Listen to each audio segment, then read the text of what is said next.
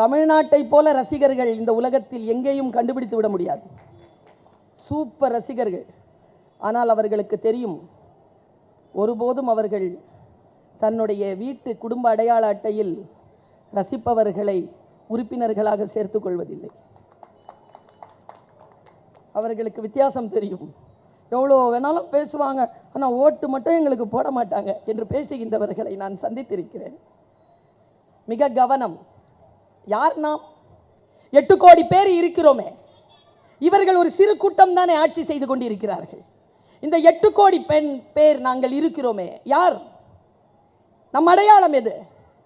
நாம் எப்படி ஒருவரை அடையாளம் காண்பது? யார் நம்மை ஆட்சி செய்ய வேண்டும் என்று எப்படி நாம் முடிவு செய்வது?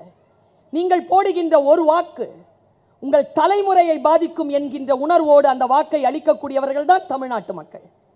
அதனால்தான் ஒன்றும் இல்லைங்க, ஓஷோ இருக்கார்ல, தெரியுமா? ரஜினிஷ் ஓஷோ. அவர்கிட்ட ஒரு கேள்வி கேட்டாங்க, ஏன் தமிழ்நாட்டு மக்கள் ரொம்ப வித்தியாசமா இருக்கிறாங்க? அவர்கிட்ட கேட்ட கேள்வி, ஓஷோ சொன்ன பதில் என்ன தெரியுமா? இந்த இந்தியாவில் தமிழ்நாட்டில் வாழக்கூடியவர்கள் மட்டும்தான் பழங்குடி மக்கள் என்று சொன்னார். இந்த தேசத்திற்குரியவர்கள் மண்ணின் மைந்தர்கள் அவர்கள்தான் என்று சொன்னார்.